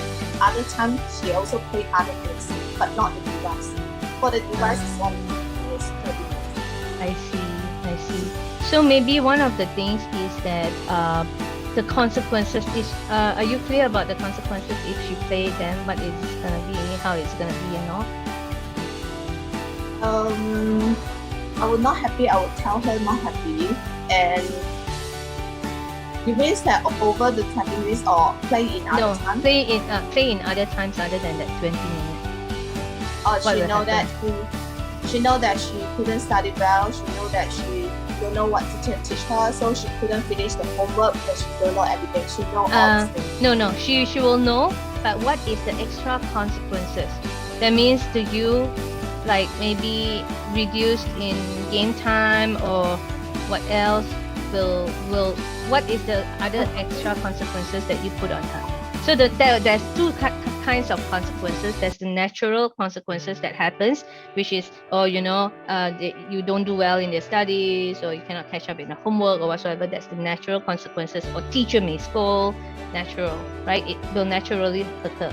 But there's also the other consequences which we can devise if certain things are not met. So that one, what did you do? We have no game time on the day.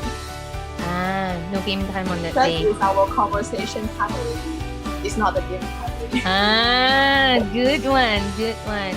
So on that day, did you have a conversation with her? Yeah. We did. Okay, and then what's the outcome of it?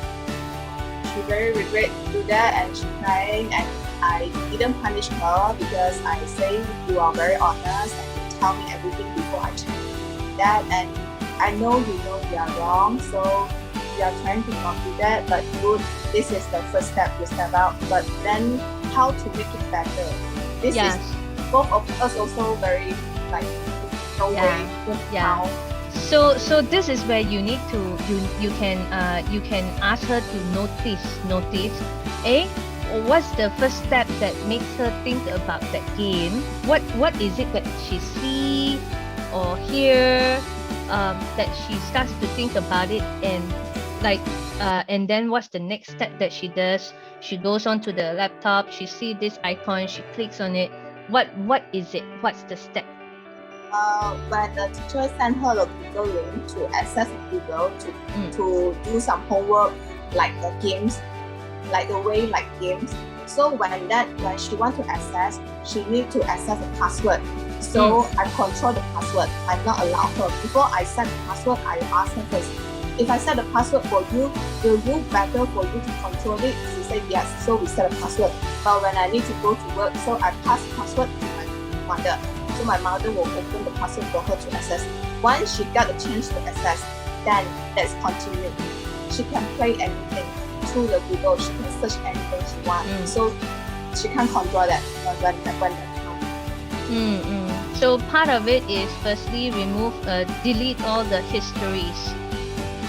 So yeah, you can delete all the history so that it's not easy. She needs to type in the link and everything. So that's one, right? And sometimes it could even be a deleting of the account. Haha. Yes, most welcome. Okay, bye Angela, see you. Right. So sometimes it could even be deleting the account. So I deleted my kid's Roblox account. He was totally upset with me. I tell you, I can't imagine. You can't imagine, but it's okay. It's a one-off. Now he's so good, right? So sometimes, I mean, like this is extreme measure, but it's something that maybe you want to discuss with her and see that if she really wants to do it, would it be okay to let's delete some accounts if she really wants to do it? Welcome, Sean. Hi, you're here. It's good to have you here. See you, Sean. Right. So yeah. So Helena, you can have a talk with her and see if it's something that she is willing to do. If she really thinks that I want to manage it, I want to be in charge and all, then maybe she can be the one that delete. Yeah. I've got coaches whom after we talk for a while, then they have played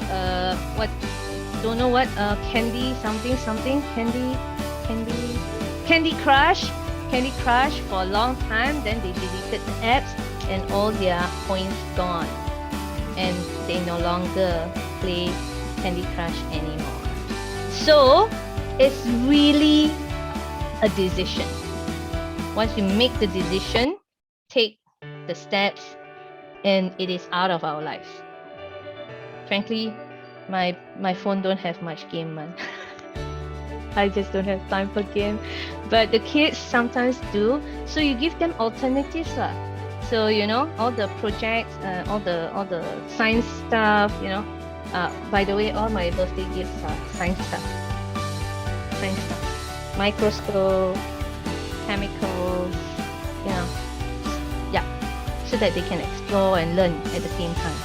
So now he no longer wants to become a YouTuber or a a gamer, right? He wants to become a scientist, and he wants to become a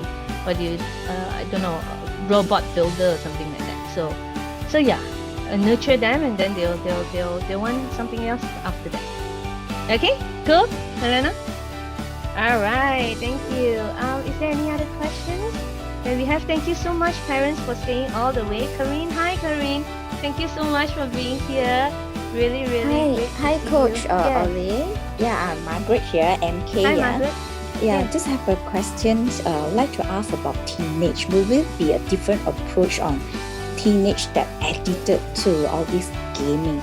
Because my girl is 14, she keep on gaming secretly in the middle of the night, and happens that she go and get my phone. You know, kids are so good at getting on the password. I don't know how they get my password.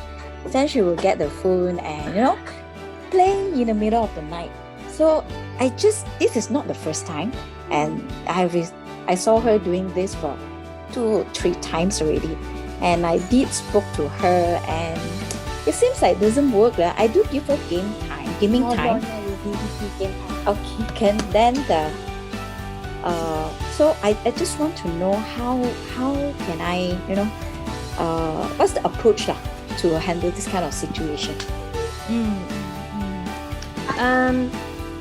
For teenagers, actually, it is quite similar. So it's still quite similar. The only difference is that you need to engage in more conversations, right? And really, really giving them the options and really getting them to see that they want to, not you want them to. And you need to talk a lot more in terms of the long-term consequences, but not you talking, but they telling you through your questions, you guide them, and then they tell you that, hey, the consequences is really, really bad, and it doesn't bring them to where they want to go in the future. So for teenagers, I noticed that the drive is very important, the motivation, they want to do something. If they want to do something, they'll get it done, right? But if they don't want to do something, that's when it becomes a very hard push, right? And therefore, with teenagers, we really need to build their trust first. It comes from relationship first. You need to buddy with them.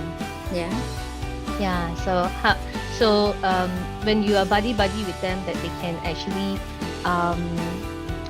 feel that you are really sincere and very open to talk to you and everything, then they can tell you as well. Okay. And you can also ask them, okay, do you need extra support? Okay, do you think mommy can support you, or do you want support from elsewhere? So we do coaching as well, one-to-one coaching as well. And if they are willing to, it's something that we can actually look at doing. Or we also have a teens workshop, and it'll be really fun for the teen workshop. Yeah, so plenty of ways to handle it. It's similar, right? However, you need to respect them more and talk to them even more. Okay, even though I say more, but actually what I meant is like equals, right? When we talk to children, a lot of times some parents may talk down, like, yeah, you're just young, you just listen to me and all. But when the hand kids coaches talk to children, however young the children are or however big the children are, we talk to them as equal, right? When we talk to them as equal, they feel respected, they're more willing to want to share with us, and they're more willing to want to open up and explore and admit that, oh, maybe I need some help, or I really don't like this, and because blah blah blah. Because we rather hear their actual thought process than to really be thinking, than to guess or to just hear their good comment. You see, so their good comment, they're nice to hear. Answer may not be the real answer. We want them to have real answers. So we want to be really open to listen to them and to see how we can work with them from there. I hope I answered your question, MK. I know it's a little bit tough. Unless you can give me a situation or where you're stuck, then I can share a little bit more on how to talk with your teens. Yeah. So my side here is that First time that I caught her, she was doing it in the middle of 2 o'clock and 4 o'clock morning. Yeah, she was playing the gaming, China gaming, her ping. Then after that, I told her the consequences is I will not let you play the phone anymore for a week. After that, after a week, okay, she behaved. Yeah, she behaved and she did what it's supposed to be. Then not long ago, lately, these few days, yeah, she did it again. I have no idea. I spoke to her. I said, why you want to wake up in the middle of the night? I mean, the morning, just to play the game. You see? So she said, I just want to play with a friend because it seems like this group of friends is in another country. So their timing is different. So that's why they have to get together during this time to play the game. So what can I do with this? It's kind of challenging. You know, they will just set the alarm and then get up and play games. So maybe coach, you can help me on this. I'm really out of ideas how to handle this kind of situation. Actually, I feel that for this one, because it is to do with connection and all. So so the questions is how do you know where she gets all these friends and make sure that these friends are good influence or whatsoever? I think that's a primary concern first. Yeah. So you can find out. I can find out because that game itself, they do have some. I don't know whether the profile is real or not. Yeah, you know, sometimes people are in the game and they put different profiles of themselves. Yeah, so I just make sure that that group of people that I know is between around their age actually. So that's why she's too into it. So you can talk a lot. Talk first about this friends. How do you get to know these friends? What do you like about these friends? Or how well do you know them? And be interested to find out more about all these friends first. Okay. So then you gauge how deep is their relationship. And then whether or not that is, although she wants this as her what do you call that, to play because want to connect with her friends, right? How is that harming her health? How is she also taking good care of her health? How can she find a win-win?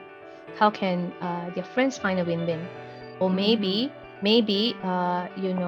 it's maybe she can find another group of friends who has similar time zone, so that she is not doing that. So go to the root cause of understanding the friendship first. Some friendship, if they are very very strong, then we will need to find alternatives, like maybe napping in the afternoon or whatsoever. But we don't want to encourage that too often as well. So maybe it's around a certain rules that needs to be set. But if their friendship is not deep yet, then we want to encourage her away from this and maybe do something else. Or they can still connect via WhatsApp, or they can answer each other later and whatsoever, but maybe not for gaming. So they can still connect, and voice note each other, Snapchat or whatsoever, but maybe no gaming. Okay, I will try that, see whether it works or not. All right. Thanks a lot. Okay, most welcome, NK. Take care.